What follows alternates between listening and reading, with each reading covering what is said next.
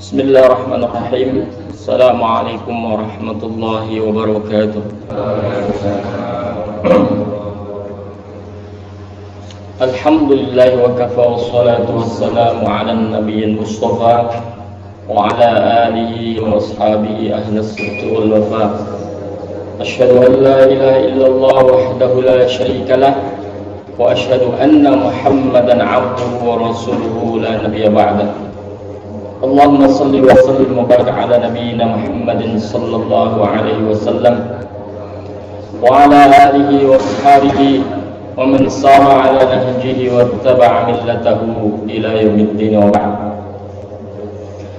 Jamaah An-Nur yang dirahmati Allah Subhanahu wa taala, alhamdulillah pada pagi hari ini Allah masih memberikan nikmat kepada kita, nikmatul iman wal Islam wa ni'matul ukhuwah, sehingga kita bisa menjalankan aktivitas kita, kewajiban kita kepada Allah Subhanahu wa taala. Jamaah sekalian yang dirahmati Allah Subhanahu wa taala, insyaallah pada pagi hari ini yang penuh berkah ini kita akan melanjutkan kajian kita tentang satu kitab kecil yang sangat penting yang berjudul Al-Usul Ats-Tsalatsah. 3 hal prinsip dasar yang harus dimiliki dan difahami oleh seorang muslim sebagai bekal untuknya ketika nanti menghadap Allah Subhanahu wa taala. Karena setiap dari kita ketika nanti menghadap Allah Subhanahu wa taala hanya 3 hal ini yang akan ditanyakan pertama kali ketika seseorang dimasukkan ke dalam kubur. Begitu keluarga, kerabat, saudara yang lain meninggalkan tempat istirahat kita yang terakhir, maka disitulah malaikat akan datang dan mempertanyakan kepada kita 3 hal ini. Man rabbuka, siapakah Rabbmu? Wa man nabiyuka, siapakah nabimu? Wa ma dinuka, apa agamamu? 3 hal inilah yang harus kita fahami dengan baik, dengan benar, sehingga nanti ketika kita berhadapan dengan 3 pertanyaan ini kita sudah dalam keadaan faham dan menjawabnya dengan penuh keyakinan. Maka dari itu Allah Subhanahu wa taala menegaskan di dalam Al-Qur'an, yuthabbitullahu alladhina amanu bil qawli tsabiti fil hayatid dunya wa fil akhirah. Allah akan meneguhkan orang-orang yang beriman dengan al-qaul ats-tsabit, dengan perkataan yang teguh. Apa itu perkataan yang teguh yang tidak boleh berubah? Adalah ucapan la ilaha illallah Muhammadur Rasulullah. Inilah yang harus kita pahami. Jamaah sekalian rahmati Allah Subhanahu wa taala, pada kesempatan yang lalu sudah kita sampaikan mukaddimahnya sekilas dan masih belum kita selesaikan. Terakhir kita sampaikan bahwa mengetahui tentang ilmu, bagaimana kita bisa teguh dalam akidah ini suatu hal yang penting. Maka dari itu Al-Imam Al-Bukhari menjadikan satu dari bab yang ditulis di dalam kitabnya Sahihul Bukhari dengan judul Babun Al-Ilmu Qabla Al-Qawli Wal-Amal. Satu bab yang menjelaskan, membahas tentang bahwa ilmu itu harus ada sebelum seseorang itu mengatakan sesuatu atau melakukan sesuatu. Maka beliau kutip salah satu dalil dari ayat Al-Quran yang berbunyi, fa'lam annahu la ilaha illallah wastaghfir li dhanbi. Ketahuilah bahwasanya dia tidak ada ilah selain Allah Subhanahu wa ta'ala.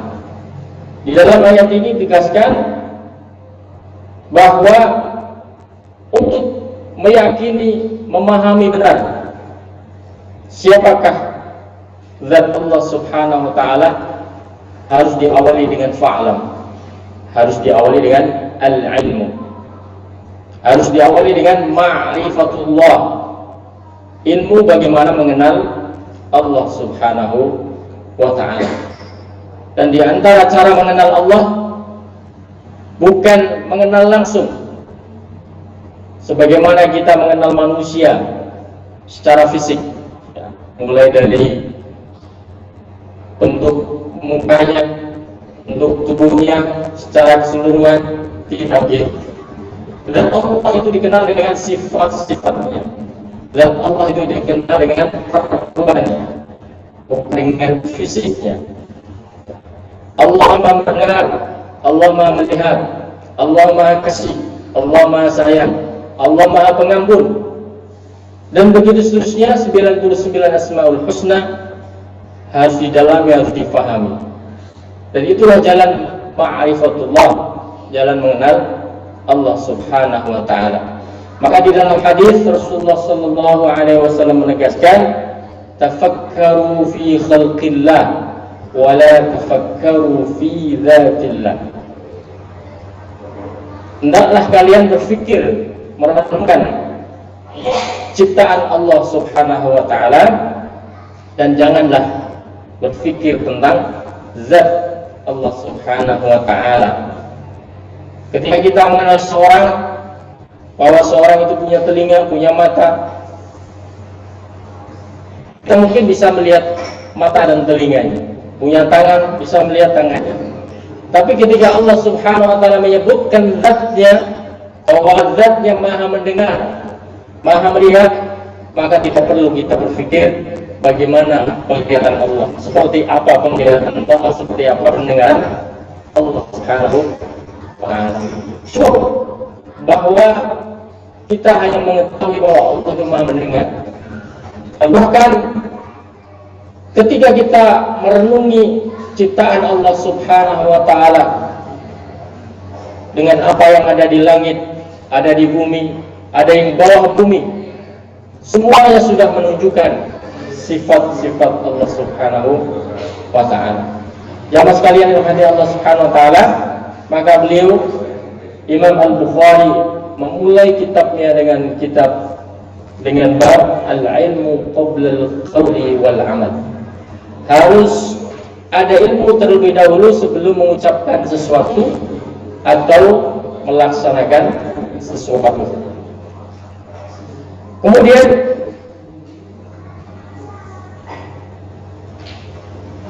di dalam kitab ini disebutkan, i'lam rahimakallah annahu yajibu ala kulli muslimin wa muslimatin ta'allumu hadhihi al-masail as-salas. Ketahuilah bahwa selanjutnya ada 3 hal yang harus dipelajari oleh setiap muslim dan muslimah. Apakah 3 hal tersebut? Yang pertama adalah anna Allah khalaqana wa razaqana wa lam yatrukuna hamala. Sesungguhnya Allah Subhanahu wa ta'ala telah menciptakan kita dan tidak membiarkan kita setelah diciptakannya kecuali razaqana, memberikan kita rizki, wa lam yatrukuna hamla, dan tidak mungkin membiarkan kita tanpa rizki. Semuanya disediakan oleh Allah Subhanahu wa ta'ala. Bahkan ketika kebutuhan manusia tercukupi secara lahiriah, Allah tambahkan lagi dengan diturunkannya Rasul-Rasul Allah Subhanahu wa ta'ala. Bal arsala ilaina rasulan. Bahkan Allah Subhanahu wa ta'ala mengutus kepada kita seorang Rasul. Tujuannya apa? Tujuannya untuk menunjukkan tujuan utama hidup kita. Bukan hanya makan, bukan hanya minum, mencukupi kebutuhan kita secara lahiriah, tapi harus memahami tujuan utama kehidupan kita. Faman ata'ahu dakhalal jannah, barang siapa yang mentaati rasulnya maka dia akan masuk surga. Wa man asahu dakhalan nar, dan barang siapa yang berpaling darinya maka dia akan dimasukkan ke dalam neraka. Wa dalilu qauluhu ta'ala, dalilnya adalah firman Allah Subhanahu wa ta'ala, inna arsalna ilaikum rasulan syahidan 'alaikum kama arsalna ila fir'auna rasula fa'asa fir'aunu rasulan fa'akhadnahu akhdan wabila. Inna arsalna ilaikum rasula, sesungguhnya kami telah mengutus kepada kalian seorang rasul, syahidan 'alaikum, sebagai saksi atas kalian, am arsalna ila fir'auna rasula, sebagaimana juga kami telah mengutus kepada Fir'aun seorang rasul. Siapakah dia? Musa alaihissalam. Tujuannya apa? Mengingatkan kepada Fir'aun bahwa bukan sekedar istana yang kau banggakan, kebutuhan-kebutuhan semua yang tercukupi, bukan itu, semuanya akan ditinggalkan. Tapi yang paling utama adalah tujuan hidup, yaitu menyembah Allah Subhanahu wa ta'ala, dan nanti pun akan bertemu kepada Allah Subhanahu wa ta'ala. Semuanya akan ditinggalkan apa yang kita nikmati di dunia ini. Bahkan kematian yang akan kita jemput nanti sesungguhnya bukanlah akhir kehidupan, tapi kematian yang akan kita jemput nanti adalah awal kehidupan yang sesungguhnya. Awal kehidupan yang sesungguhnya. Kenapa? Karena kalau kita bandingkan kehidupan kita di dunia hanyalah 60 tahun, 70 tahun, 80 tahun, atau 100 tahun, atau silahkan hitung berapa lama manusia hidup. Paling lama berapa?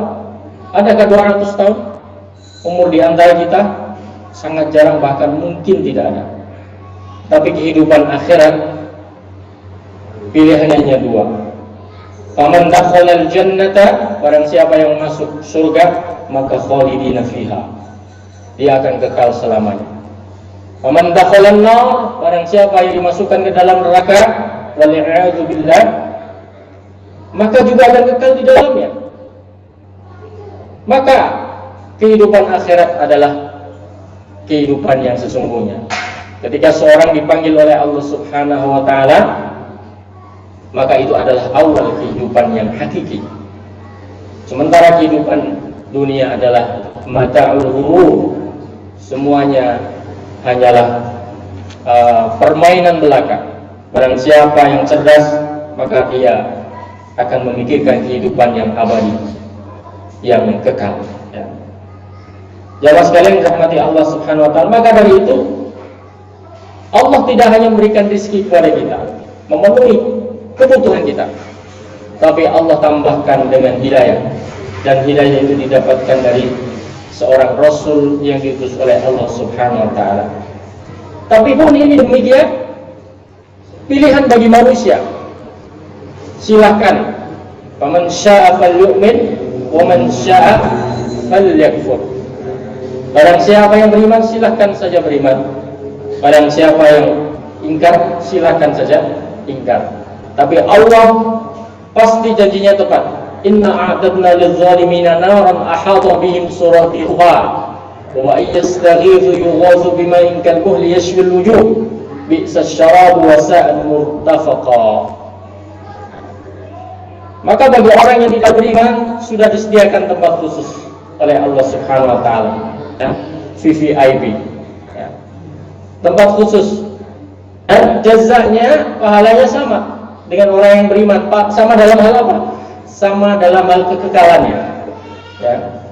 Yang beriman kepada Allah Subhanahu wa ta'ala maka dia akan kekal di dalam surga. Yang tidak beriman maka dia akan kekal di dalam neraka. Maka di dalam ayat selanjutnya surat Al-Kahfi ini Allah juga tegaskan, innal ladzina amanu wa 'amilus shalihati inna la nudhi'u lahum ajran amala. Orang-orang yang beriman dan beramal soleh, maka sungguh Allah Subhanahu wa ta'ala tidaklah menyia-nyiakan amal mereka. tidak akan menyia-nyiakan amal perbuatan mereka. Maka Allah sediakan di sana jannatu 'adnin tajri min tahtihimul anhar yuhallawna fiha min asawira min dhahab wa yalbasuna thiyaban khudran min sundus wa istabrak. Jannat, surga Aden, dan kekal di dalamnya. Dan itulah balasan bagi orang-orang yang beriman kepada Allah Subhanahu wa taala. Jamaah sekalian umat Allah Subhanahu wa taala, hidayah ini datang dari seorang rasul yang menunjukkan kita bagaimana kita mengenal Allah Subhanahu wa taala.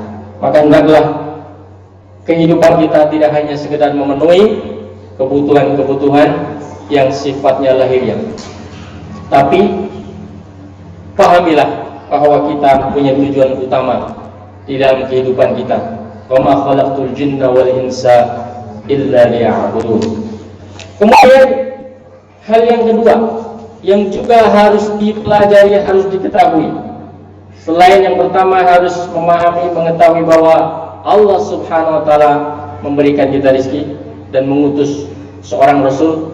Barang siapa beriman maka dia akan dimasukkan dalam surga. Barang siapa yang kufur maka dia dimasukkan dalam neraka. Yang kedua adalah annallaha la yarda ay yushraka ma'ahu ahadun fi ibadatihi. Sesungguhnya Allah Subhanahu wa taala tidaklah ridha, tidak rela ay yushraka ma'ahu, syirik atau menyekutukan bersamanya di dalam ibadah kepada Allah Subhanahu wa taala. La malakun muqarrabun wa la nabiyyun mursalun. Siapapun tidak ada diridai oleh Allah Subhanahu wa taala, sekalipun malaikat yang dekat dengannya, kalau dia menyembah selain Allah tetap tidak akan diridai oleh Allah Subhanahu wa taala. Wa la nabiyyun mursalun, sekalipun pula juga seorang rasul yang Allah sendiri mengutusnya, kalau syirik juga tidak akan diridhoi oleh Allah Subhanahu wa taala. Allah tidak rela siapapun yang menjadi ciptaan Allah Subhanahu wa taala tidak diperbolehkan untuk syirik, menyekutukan Allah Subhanahu wa taala. Wa dalilu qauluhu ta'ala wa annal masajida lillahi fala tad'u ma'allahi ahada. Sesungguhnya tempat-tempat sujud itu adalah milik Allah Subhanahu wa taala. Maka janganlah kalian tad'u ma'allah, meminta kepada Allah tapi juga meminta kepada yang lainnya. Maka ketika kita meminta kepada Allah Subhanahu wa taala, murnikanlah bahwa hanya Allah sebagai tempat sandaran kita. Allahus Samad, dialah Allah yang menjadikan tempat, yang menjadi tempat sandaran kita, satu-satunya, tidak ada yang lain. Fa idza sa'altumu fas'alillah, fa idza sa'altum fas'alillah, wa idza ista'antum fasta'in billah. Jika kalian meminta sesuatu maka mintalah kepada Allah Subhanahu wa taala. Dan jika kalian memohon pertolongan maka mohonlah pertolongan kepada Allah Subhanahu wa taala. Maka di dalam kehidupan kita, setiap kali kita mengalami kesulitan, kembalilah pertama kali kepada Allah Subhanahu wa taala. Kalau mungkin ada kesalahan, istighfar dulu, astagfirullah, astagfirullah. Kemudian mungkin ya mencari sesuatu yang hilang atau yang lupa, la haula wala quwata illa billah ya. Baru tanya yang lain ya. Terkadang kita tanya yang lain terlebih dahulu, lupa zikir kepada Allah Subhanahu wa ta'ala. Bahkan Rasulullah sallallahu alaihi wasallam ya, Rasulullah sallallahu alaihi wasallam sampai beliau juga ketika akan ganti sandal juga istikharah minta kepada Allah Subhanahu wa taala. Istakhara hatta fi syish'i na'lihi, sampai ketika beliau mau ganti sandal. Ini artinya apa? Bahkan dalam hal yang sekecil apapun kita harus menyertakan Allah Subhanahu wa taala. Paling tidak zikir kepada Allah Subhanahu wa taala. Inilah hal yang kedua, bahwa Allah tidak ridha jika kita menduakan Allah Subhanahu wa taala. Kemudian yang ketiga, anna man ata'a ar-rasula wa ahadallaha la yajuzu lahu muwalatu man haddallaha wa rasulahu. Bahwa barang siapa yang taat kepada Rasul dan mentauhidkan Allah Subhanahu wa taala, mengesahkan Allah Subhanahu wa taala, maka tidak diperkenankan baginya untuk mualah, loyalitas, memberikan ketaatan kepada orang-orang yang haddallaha wa rasulah, yang menentang Allah dan Rasulnya. Jamaah sekalian yang dirahmati Allah Subhanahu wa taala, sesungguhnya di dalam Islam ini cinta yang harus kita miliki ada tiga. Yang pertama adalah cinta Allah, yang kedua adalah cinta Rasulullah SAW, yang ketiga adalah hubbu man yuhibbullaha wa rasulah, mencintai orang-orang yang mencintai Allah dan Rasulnya. Ada orang-orang yang menentang, membenci Allah dan Rasulnya, maka tidak berhak dari kita cinta untuk mereka, ya. Tidak berhak cinta untuk mereka. Dalam arti apa? Dalam arti tidak berhak bagi kita untuk memperjuangkan mereka, untuk memberikan loyalitas totalitas kita kepada mereka. Adapun menolong mereka sekedarnya sebagai seorang manusia, itu diperbolehkan, dianjurkan secara manusiawi. Tapi memperjuangkan mereka sampai mati-matian, padahal mereka tidak menyembah Allah, tidak mencintai Rasulullah Sallallahu Alaihi Wasallam, maka ini dilarang, tidak diperbolehkan. Ya.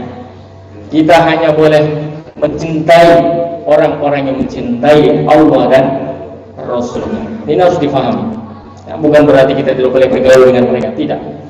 Bukan berarti kita tidak boleh menolong mereka, tidak juga. Ya. Tapi al-hubb yang di dalamnya di situ ada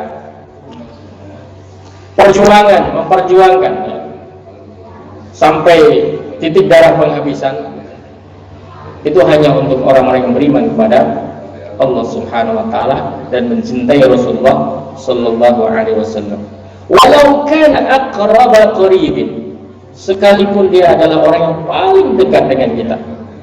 Wa dalilu qauluhu ta'ala, dalilnya adalah firman Allah Subhanahu wa taala, la tajidu qauman yu'minuna billahi wal yawmil akhir yuwadduna man haddallaha wa rasulahu walau kanu aba'ahum aw abna'ahum aw ikhwanahum aw 'ashiratahum. Kalian tidak akan mendapatkan satu kaum pun, kaum yang beriman kepada Allah Subhanahu wa taala dan hari akhir, mereka itu memberikan cinta mereka kepada orang-orang yang menentang Allah dan Rasulnya, sekalipun walau kanu aba'ahum, ayah mereka, sekalipun anak-anak mereka, sekalipun saudara mereka, teman mereka, kerabat mereka, tidak berhak bagi mereka cinta kita. Nabi Ibrahim alaihissalam, ayahnya kafir. Apakah dia tetap menghormati ayah? Tetap menghormati ayahnya, tetap membantu ayahnya. Tapi ketika berurusan dengan ubudiyah, dengan penghambaan kepada Allah Subhanahu wa taala, disinilah perbedaannya. Tidak ada mualah di sini. Karena merasa kasihan, akhirnya ya sudah, saya menyembah apa yang kau sembah wahai ayahku. Tidak. Silakan sembah yang kau yakini. Tapi dalam hal ini tidak bisa. Lakum dinukum waliyadin. Masalah bakti kepada orang tua, menghormati mereka, memuliakan mereka, tetap sekalipun berbeda agama, berbeda keyakinan. Tapi masalah yang terkait dengan keyakinan akidah ini tidak bisa ditawar-tawar. Lana a'maluna wa lakum a'malukum la hujjata bainana wa bainakum. Jadi walau kanu aba'ahum, ayah mereka, abna'ahum, anak-anak mereka, semuanya terpisahkan ketika berurusan dengan akidah. Nabi Nuh dengan anaknya terpisah, ya. Begitu juga Fir'aun dengan istrinya terpisah juga. Dan begitu juga banyak contoh yang lain, ya, yang memisahkan antara orang tua dengan anaknya, anaknya dengan orang tua, dengan saudara-saudara yang lain karena masalah akidah. Ya.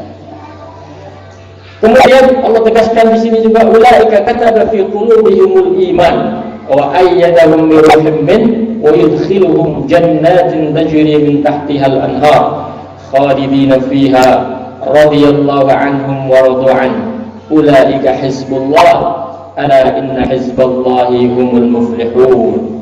Mereka dibalas oleh Allah Subhanahu wa taala yang tetap dalam keimanan mereka sekalipun berbeda keyakinan dengan orang-orang yang terdekat dengan mereka. Apa balasannya? Yudkhiluhum jannatin tajri min tahtihal anhar. Perhatikan di sini khalidina fiha.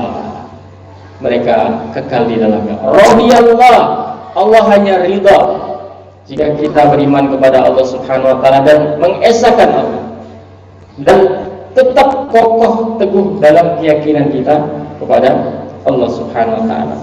Kemudian i'lam arsyadakallahu li ta'atihi anna al-hanifiyyata millat Ibrahim an ta'budallaha wahdahu mukhlishan lahu ad-din wa bidzalika amara Allah jami'an nasi wa khalaqahum laha kama qala ta'ala wa ma khalaqtul jinna wal insa illa liya'budun. Ketahuilah bahwa al-hanifiyah, lurus, sikap yang lurus, hanifiyah, ini merupakan ajaran Nabi Ibrahim alaihissalam, yaitu apa? An ta'budallaha wahdahu, hanya menyembah Allah Subhanahu wa taala mukhlishan lahuddin, dengan penuh keikhlasan, dengan semurni mungkin. Wa bidzalika, oleh karena itu Allah Subhanahu wa taala memerintahkan kepada semua manusia, wa khalaqahum laha, dan disitulah Allah menciptakan mereka dengan tujuan yang satu, yaitu wa ma khalaqtul jinna wal insa illa liya'budun. Wa ma ma'na al-'ubudiyyah? Apa artinya ya'budun di sini? Artinya wa ma'na ya'budun yuwahhidun. Arti dari ya'budun adalah mengesahkan Allah Subhanahu wa taala.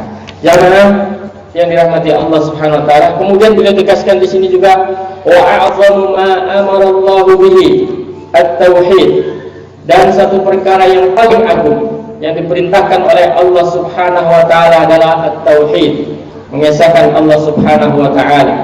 Wa huwa ifradullah bil ibadah, yaitu hanya menyatukan, mengesahkan Allah di dalam ibadah. Wa a'zamu ma naha anhu asy-syirk, dan perkara yang paling agung yang dilarang oleh Allah Subhanahu wa taala adalah asy-syirk, syirk. Wa huwa da'watu ghairihi ma'hu, yaitu berdoa, meminta kepada selain Allah Subhanahu wa taala atau meminta Allah bersama dengan mereka. Wa dalilu qauluhu ta'ala wa'budullaha wa la tusyriku bihi syai'a. Hendaklah kalian beribadah kepada Allah Subhanahu wa taala dan janganlah syirik dengannya dengan sesuatu pun. Fa idza qila laka, jika dikatakan atau ditanyakan kepada engkau, mal usulus tsalatsa, apakah dia yang dimaksud dengan tiga prinsip dasar allati yajibu 'alal insani ma'rifatuha, yang harus diketahui oleh setiap manusia?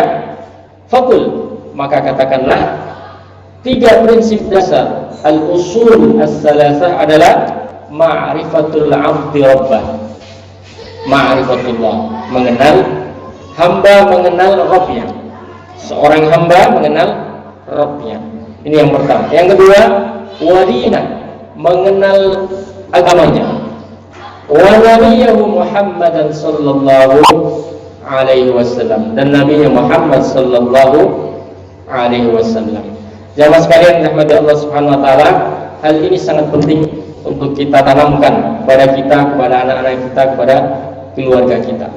Karena inilah yang menjadi penjelas dari apa yang senantiasa kita ucapkan setiap kali, setiap waktu, yaitu syahadat asyhadu an la ilaha illallah wa asyhadu anna Muhammadar Rasulullah. Bagaimana kita mengenal Allah? Bagaimana kita mengenal Rasulullah sallallahu alaihi wasallam kalau kita tidak belajar? Ya. belajar bagaimana mengenal Allah, belajar bagaimana mengenal Rasul Allah Subhanahu wa ta'ala. Barangkali itu yang bisa kita pelajari pada pagi hari ini. Subhanakallahumma wa bihamdika asyhadu an la ilaha illa anta astaghfiruka wa atubu ilaik.